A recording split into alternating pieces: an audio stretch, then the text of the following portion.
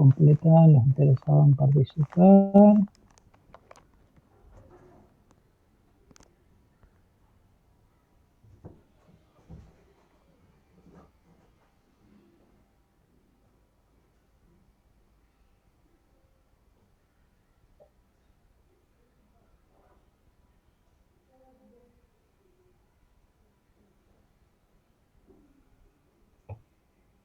Bueno, me aguardan que hay un grupito nuevo que quieren ingresar. Personas. ¿Me escuchan bien?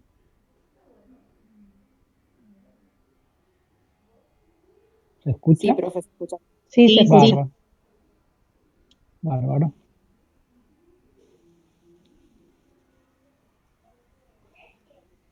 Bueno.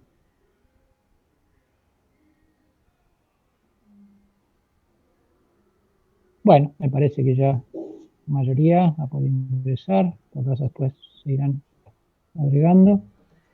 Bueno, la idea hoy es trabajar con estado de bienestar. Algo sé que en trabajos prácticos ya han comenzado a ver. Mi idea es que podamos un poco trabajar hoy los aspectos más conceptuales sobre estado de bienestar, porque es el modelo sobre el cual se van a desarrollar en todo el territorio latinoamericano y en muchas partes del mundo, podríamos decir como dos formas, a ver cómo decir, dos maneras de instrumentar lo que representa el estado de bienestar como modelo según las condiciones sociales, económicas y políticas de cada uno de los países donde se va a ir aplicando esta reforma en el modelo de Estado. O sea, podríamos decir que el Estado liberal, el Estado moderno, el Estado nacional, tiene su ciclo que va a culminar en lo que se da a llamar la crisis del año 1929. ¿Saben qué sucedió en el año 1929? ¿Alguien me puede decir cuál es esta crisis que provoca esa modificación, esa transformación profunda del modelo de Estado que había nacido a las instancias de lo que era el desarrollo fundamentalmente de la burguesía y del capitalismo como forma de organización económica y del liberalismo en lo político y en lo social? O sea que es ese estado moderno que habíamos visto hasta ahora y que un poco es el que se conforma y se consolida en nuestro territorio, en nuestro país, todo lo que estuvimos viendo, entra en crisis a escala mundial a fines de la década del 20, en 1929. ¿Alguien recuerda cuál fue el hecho que provocó, agudizó la situación y provocó estas transformaciones en todo el mundo capitalista, ¿no? Porque ya es importante también señalar, sí, perdón, ¿alguien quería decir Profe, algo? Perdón. Sí, no, ya activé mi micrófono, que es el martes negro por la caída de la bolsa de Wall Street, en el que bueno, había como mayor demanda.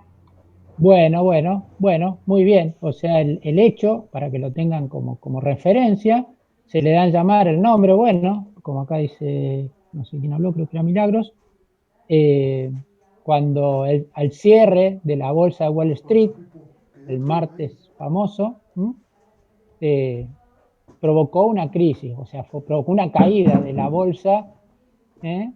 O sea, del sistema financiero. Recuerden ustedes, ¿no? Que el capitalismo como forma de producción y como modelo político y social también atravesó distintas etapas que se fueron de alguna manera como juxtaponiendo, ¿no?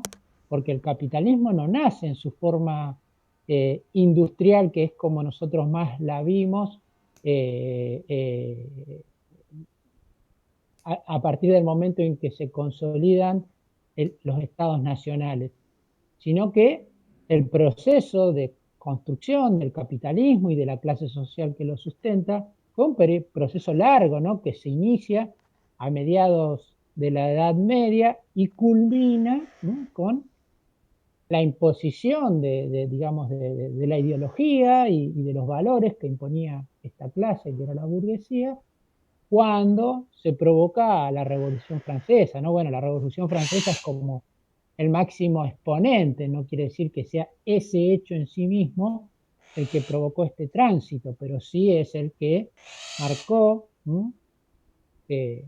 definitivamente el cierre del ciclo del feudalismo y se inicia el ciclo del capitalismo en su versión, ¿no?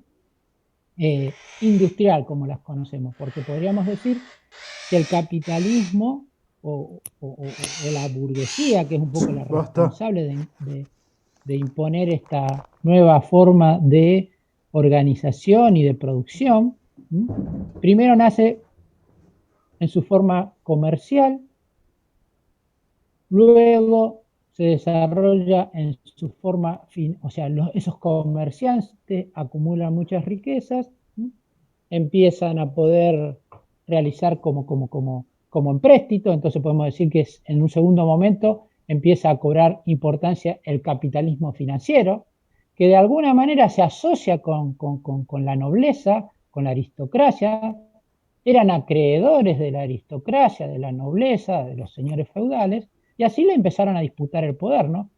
Y en el tercer momento se conjugan, bueno, yo creo que en algún pasaje hacía referencia a lo que por ahí solemos trabajar en la materia de PC, ¿no? Cuando hablamos de las distintas cosmovisiones, ¿no? Cuando hablamos de la cosmovisión antropocéntrica, lo hacemos enfocando nuestra atención en los aspectos del pensamiento científico, pero también ese desarrollo del pensamiento científico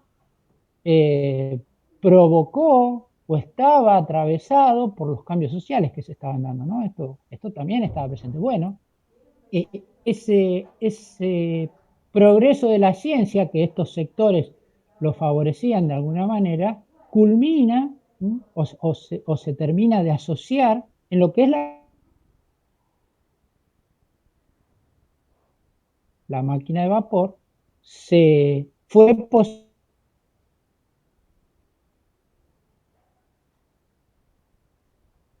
Volviendo, entonces yo simplemente quería destacar que no pierdan de vista que el capitalismo industrial es un ciclo en el proceso de desarrollo del modelo capitalista. El capitalismo no siempre fue industrial y que el capitalismo no solo hace referencia a los aspectos industriales, sino que la bolsa era el máximo sostén, si quieren ustedes, del desarrollo del modelo capitalista internacional, ¿no? Así que bueno, por eso es la relevancia que tiene este hecho. Indudablemente,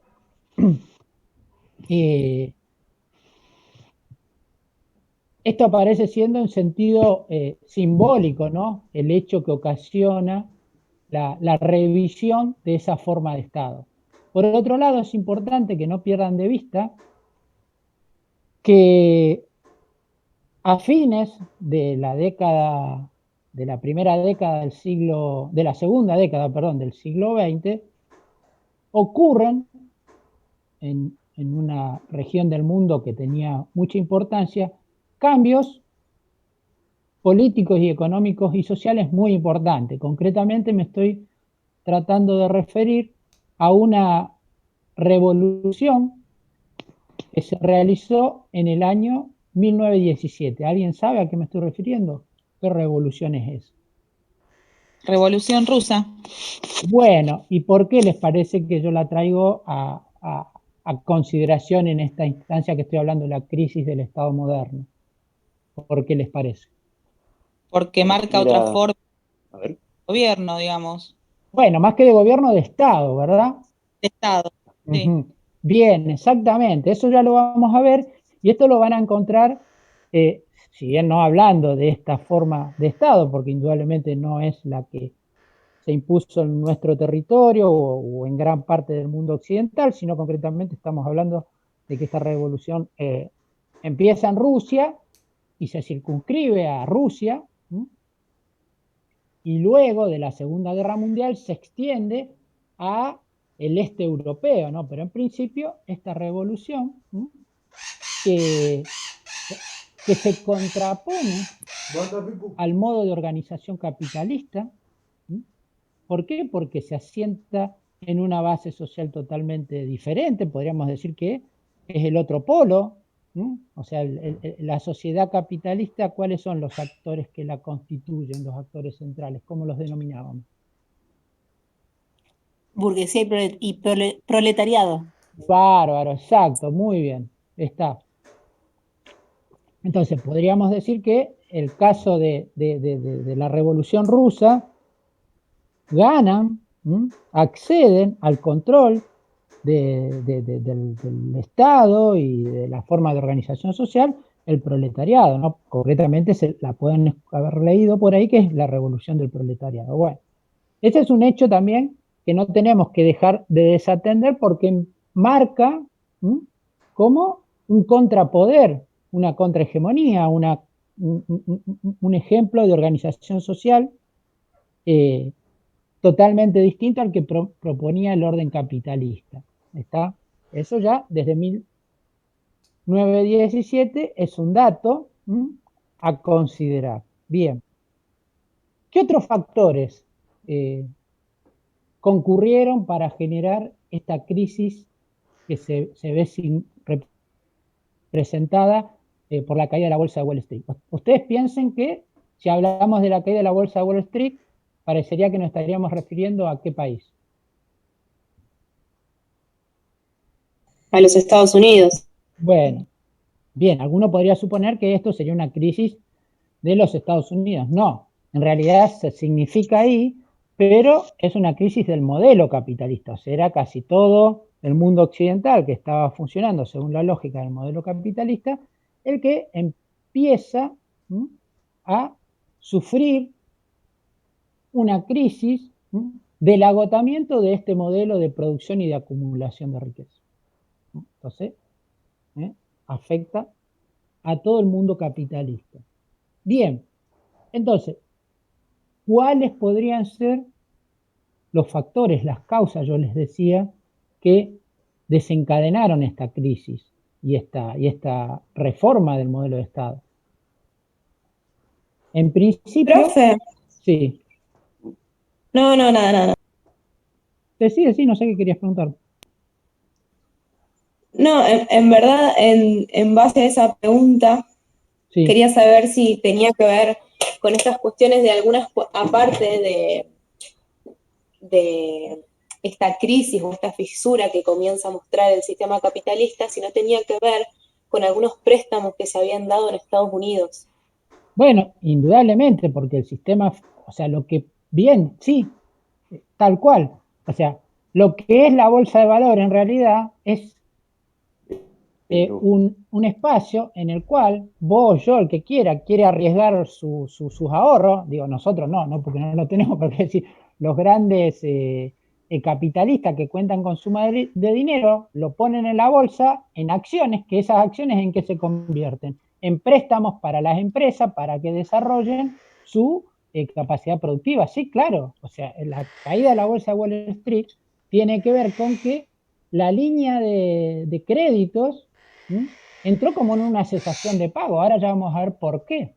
O sea, básicamente una bolsa de valores es un centro financiero que financia, no a mí que me quiero, qué sé yo, comprar la colección de Freud, no sé, lo que sea. No, financia a los capitalistas que están, o a los empresarios que están por desarrollar algo productivo. ¿Está? A través de las acciones, son préstamos que... Y después esos te hacen tener una cierta participación en los dividendos, en las ganancias que tienen esas empresas. Pero sí, claro, básicamente una bolsa de valores es un lugar donde los que tienen dinero deciden invertirlo en las empresas que más les parece que va a ser más competitiva. Precisamente lo que sucede con esta caída de la bolsa de Wall Street es que quienes habían tomado esas, a quienes representaban esas acciones, no tenían manera o no producían ganancias, ¿se entiende? Entonces, bueno, ahí empieza a aparecer algo de lo que podríamos decir las causas estructurales que llevaron a esta crisis del modelo capitalista de la sociedad, y ya la podríamos conceptualizar, de libre mercado. Este aspecto no lo pierdan de vista porque es central. Recuerden que cuando vean ustedes el nacimiento del Estado moderno, cuando hablábamos de que el Estado moderno también se lo denominaba Estado-nación o Estado liberal, lo liberal como que lo tendríamos que dividir en dos aspectos, ¿no? En lo económico y en lo político. En lo económico tenía que ver con esto, con la sociedad de libre mercado. ¿Qué quiere decir sociedad de libre mercado? Que el mercado se regule a sí mismo. Bien, exactamente. Que no hay ningún agente externo que regule las relaciones que se establecen dentro del mercado. O sea, lo que prima es lo que se denomina la ley de la oferta y la demanda. Y es eso lo que organiza el funcionamiento de ese mercado. Bueno, lo que entra en crisis, ya vamos a ver, tiene que ver con esto, con ese modelo de funcionamiento del mercado. Eso querría decir que el Estado no interviene, que el mercado por sí solo, eso es. Exactamente, el Estado lo que garantiza son las condiciones jurídicas, normativas, para que el mercado funcione libremente, bien, sin ningún tipo de interferencia y restricciones. Obviamente siempre garantizando las libertades y las obligaciones de los que actúan en el mercado y sobre todo garantizando la propiedad privada. ¿Tá? Por eso a veces pueden escuchar que el Estado en una sociedad libre de mercado, y esto lo vamos a ver mucho más marcado en la próxima forma de Estado que vamos a ver y que va a terminar un poco el desarrollo de nuestra materia, que es en el neoliberalismo, donde se habla de que el Estado, en lo que hace al mercado, tiene como una posición de gendarme, que cuida los intereses de las distintas partes. ¿Está? O sea, a veces en sentido figurado, metafórico, se lo suele describir de esta manera. Bien, pero quiere decir esto, ¿no? Entonces, para ir marcando algunas cosas que después ustedes pueden profundizar en los textos o lo pueden buscar también en internet. Podríamos decir que las causas estructurales tenían que ver primero con una ciudad como un fenómeno de superproducción industrial. Y esto se debe, como para que lo pensemos, me parece a mí, a dos factores. Primero, los cambios, los avances tecnológicos, que ya lo vamos a ver, hicieron posible que los niveles de producción aumentaran. ¿Está? Y, por ejemplo, para que me entiendan, empieza a darse lo que se da a llamar la línea de montaje, la producción en serie, que fue una forma de organizar la industria desarrollada por el ¿cómo se llama? Por el productor de autos, no sé si saben de quién me estoy refiriendo, norteamericano, que inventa esta forma para aumentar la producción. ¿Cuál es esa? ¿Cómo? Ford. Bien, exactamente. Y si alguno ya hizo estas materias que tenemos en la carrera que antes era Psicología Social 3, donde se hablaba de Psicología de las Organizaciones, eso da forma a un modelo de industria, que es el Fordismo.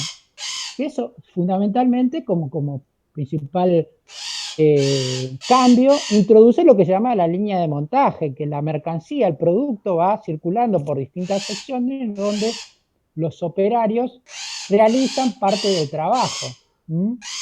Por eso yo a veces creo que en la plataforma la tienen y les pido que hagan el esfuerzo. Aparte está buena, a mí me gusta, no sé a ustedes. Pero quiero decir que creo que estaba, no me acuerdo, sí, creo que está. En la página, en la comisión online,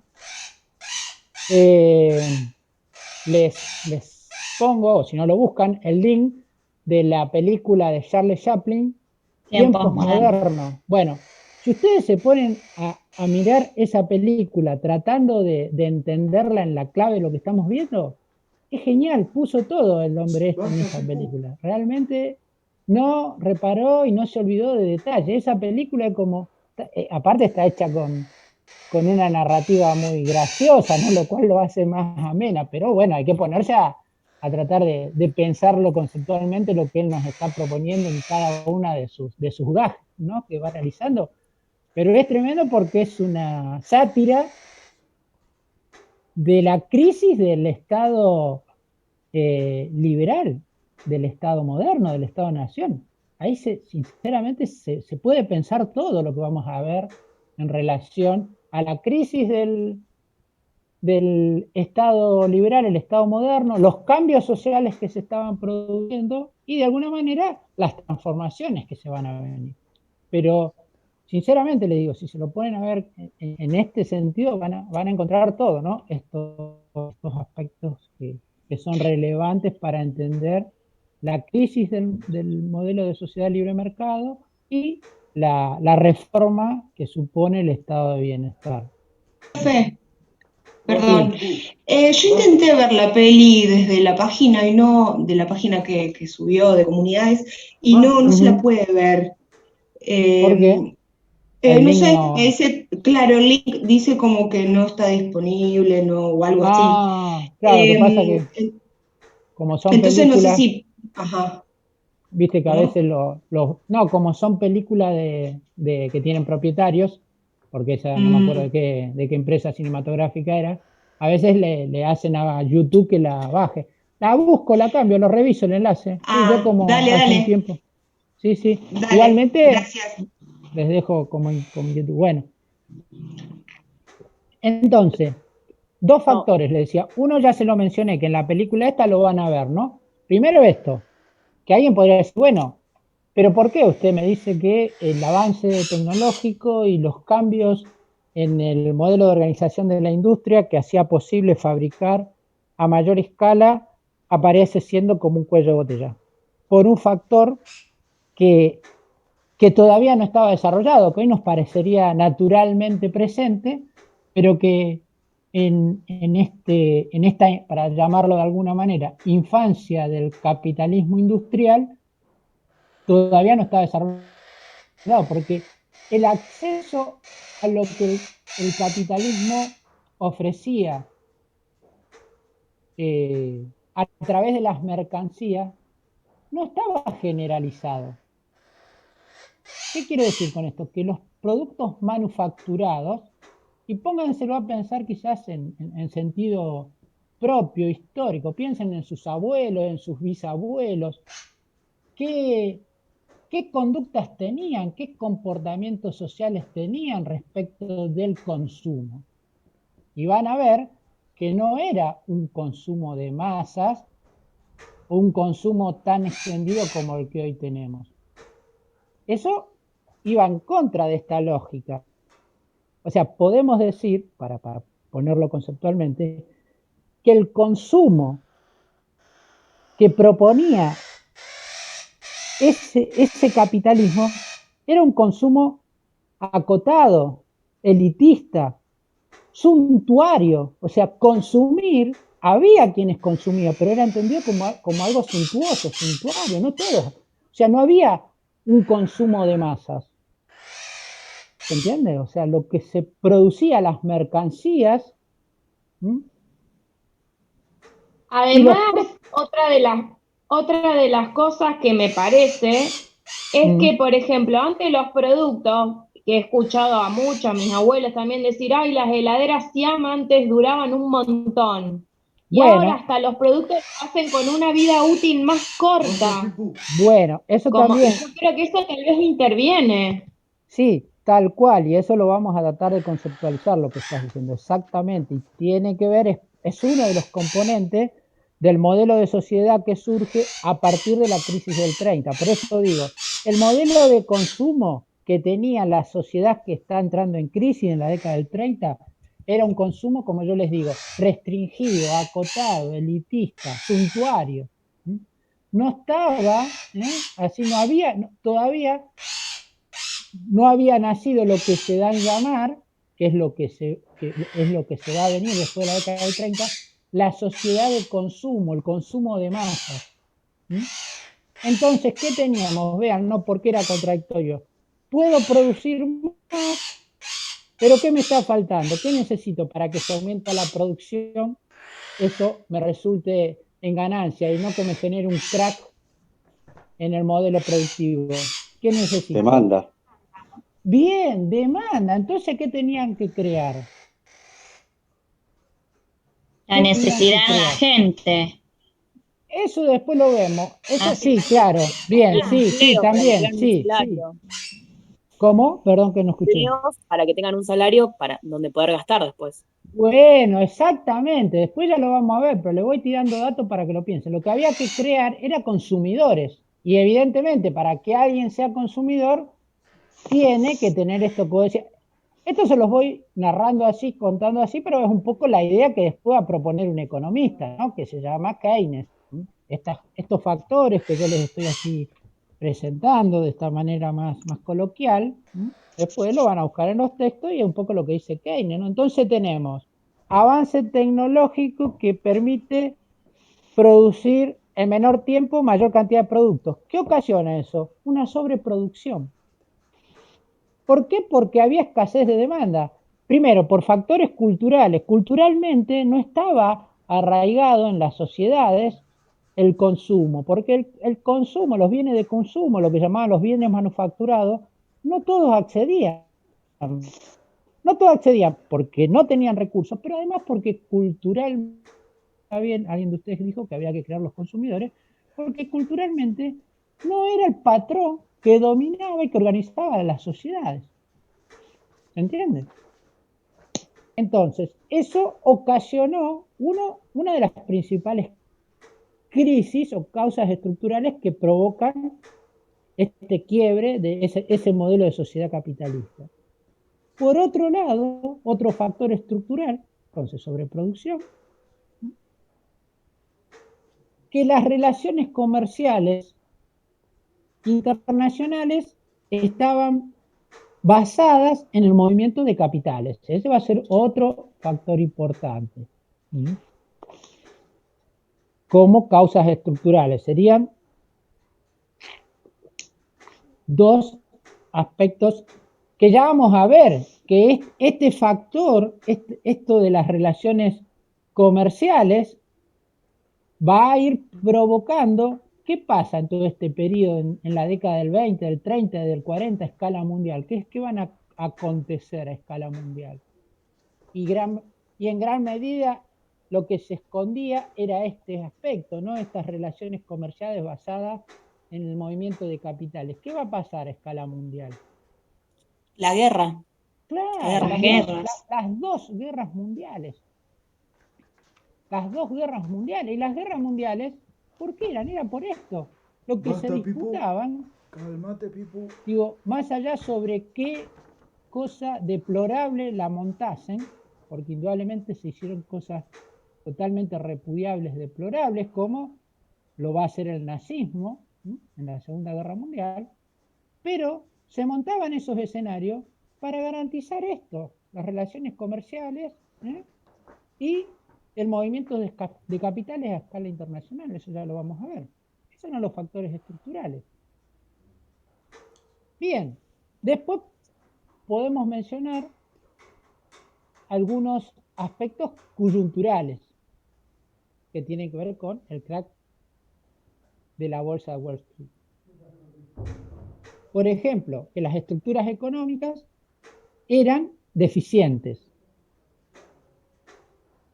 La estructura bancaria resultó ser también ineficiente ante esta crisis, ¿no? Porque no habían garantizado el respaldo, el aseguramiento de todos los que habían hecho las inversiones, que fueron los principales perdidosos en esta crisis. Bien, vamos a ver que como consecuencia de esto, ¿qué les parece? Las empresas cierran, hay sobreproducción. ¿Qué ocasiona eso en términos sociales? Desempleo. Bien, otro factor coyuntural, aumento del desempleo. En la película Tiempo Moderno lo van a ver a Charles Chaplin, que queda enganchado en una manifestación. Bueno, está muy lindo, véanlo, no se las cuento. Va a haber también un cambio en lo que era la estructura económica, una crisis en el modelo agropecuario también, porque se está produciendo este tránsito, esta modificación del trabajo en el campo y el modelo agropecuario a la industria, eso también, y la industria aparecía siendo, perdón, y el sector agropecuario aparecía siendo como uno de los principales aportante en cuanto a transferencia de recursos, de riquezas de un sector al otro. Esto también genera esa crisis. Y después, indudablemente, lo más importante, una muy desigual distribución de la renta. Porque aún los que trabajaban también no eran consumidores, porque los salarios que percibían eran realmente de explotación. Los que trabajaban como trabajadores asalariados, ¿no? Que es parte del modelo capitalista, ¿no? Bien, estas causas estructurales y coyunturales generaron las consecuencias que se ven expresadas en la caída de la bolsa de Wall Street. ¿Cuáles fueron? Bueno, en principio, crisis financiera, crisis económica. Una cosa es el sector financiero, pero esa crisis en el sector financiero impactó tanto en las economías nacionales como en la economía internacional. Asociado a eso, indudablemente, viene la crisis política. O sea, había crisis en todos los órdenes de lo que vimos, regulaba, organizaba la vida en sociedad. Esas fueron las consecuencias inmediatas de esta situación. ¿Está? Bien. Entonces, otras causas. La Primera Guerra Mundial. ¿Por qué? Porque generó una destrucción económica en una de las regiones más importantes de ese mundo capitalista, que era el centro de Europa. Y puso a Europa en una relación de inestabilidad por las deudas que supusieron el gran periodo de la guerra y los destrozos, ¿no?, que implicó. O sea, las pérdidas humanas y materiales, ¿no?, que supuso esa Primera Guerra Mundial. Indudablemente es uno de los componentes que, si bien la Primera Guerra Mundial fue de 1914 a 1918, pero todavía estaba en proceso de recomposición todo ese sector central de Europa y uno de los principales mercados internacionales. Otro aspecto que se va a dar, que se va a ir dando, es que se va a producir un desplazamiento del que venía siendo el principal responsable de desarrollar y de imponer el modelo capitalista a escala mundial. ¿Quién era el promotor? ¿Quién venía siendo digamos, la locomotora del modelo capitalista? Cállate. ¿Quién fue, va? ¿Inglaterra? Bien, Inglaterra. Inglaterra, después de la Primera Guerra Mundial y demás, va a empezar cada vez más a ser desplazada por Estados Unidos. Y entonces se convierte Estados Unidos en la primer potencia económica. Por eso es que la crisis llegue a territorio norteamericano como llegó, es lo que marca la caída, la debacle internacional que había, porque precisamente era la nave insignia de Estados Unidos en ese momento. que ya había, después de la Primera Guerra Mundial, ya había relegado, desplazado a Inglaterra y a Europa a un segundo plano. ¿Está?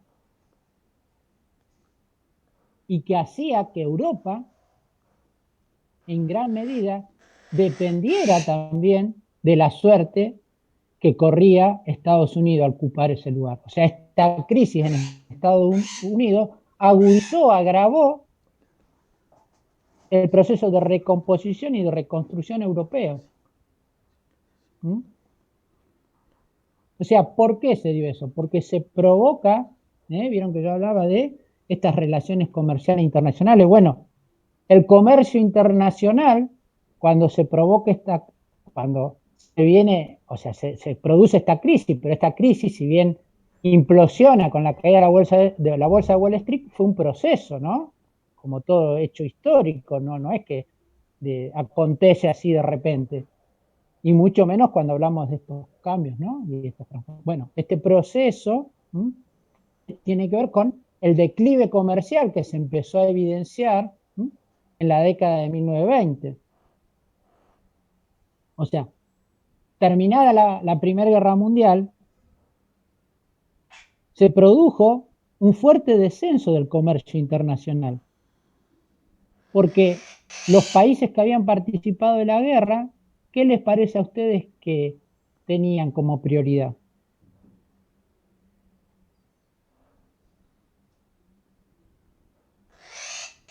¿Qué les parece? No entendí, no entiendo la pregunta. Claro, digo, ¿no? ¿Por qué se dio esta caída del comercio internacional? Porque esos países que habían participado de la guerra, estos países europeos, que eran hasta este momento uno de los actores fundamentales en la economía internacional, recuerden que estamos viendo, ¿no?, que las relaciones comerciales internacionales basadas en el intercambio de capitales entran en crisis, ¿no? Bueno, lo que desencadena esa crisis tiene que ver con esto, ¿no? Con que ese flujo del comercio internacional se va a ver interrumpido, fundamentalmente porque toda la industria estaba destrozada de esos países centrados. O, si quieren ustedes, claro, sí, no, dale, ¿qué querías decir? Que después de cada guerra lo que hay es como que no hay productos, hay mucha mortandad y mucha pobreza y hambre, claro, esa palabra. Sí, bien, claro, pero además vean que todavía no se habían hecho estos, entre comillas, los digo, ¿no? Porque ahora inventaron una nueva categoría para las guerras más actuales de los daños colaterales, pero todavía no se habían firmado ciertos tratados de cómo se hacía la guerra, ¿no? Porque hay todas unas pautas, que ahora no me acuerdo cómo se llaman, si alguno lo sabe me lo dice, pero no, bueno, en ese momento, destruir la industria, quizás que ahora estaría como que atentaría, sería un atentado humanitario por más guerra que haya, hay que tener ciertos códigos de la guerra, ¿no? Si fuera posible construir tal cosa. Cállate.